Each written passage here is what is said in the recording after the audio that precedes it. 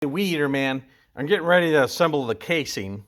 I'm doing some things right now. First thing I was doing, why did this burn up? Okay, lack of oil, had an air leak, so on, so on. So, and doing an investigation, I found imperfections or dings or dents in the steel casing, which means whether you have a gasket or not. So what I did is, I love this stuff. This is a Permatex or RTV sealant, a high temp gasket maker is what I use. So what I did is I put it in those areas and I pressed down the gasket and I'm looking to see what kind of contact I got. And I got good contact. So that's where I think some damage is that might have caused this to get a lot of air because the crankcase wasn't sealed shut. I don't need it on everywhere. I just put it on there just to hold it down. I installed these dry. I've dried them wet. Either way, some people like to coat them in oil. I put them in dry. I've never had big issues with it. So next I'm going to put a little bit of my Permatex Ultra Slick, right?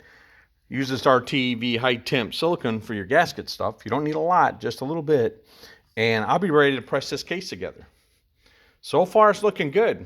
Pretty excited about this build. So I'm going to put a little bit of this RTV. I've already done the piston bearing. Now I'm going to do the push rod or the crankshaft. You can see how this stuff is. I'll get it down in there. It'll naturally flow. It's self-leveling, which is nice, but it's sticky. And I'll get some of this in there. That's kind of tough. You do your best on it. Use this little gap right here. It'll get down in there. See how sticky this stuff is. But this stuff works nice. Pre-lubricated. I know I should be wearing gloves, blah, blah, blah. I'm 60 years old, so if I'm going to die of some poison, I'm past that. But I'll get it to work down there and let it set for a few seconds. So anyways, I want that lubricated. There we go. It'll get in there. And then I'll set it in there. It's not going to be perfect, but do what you can with it.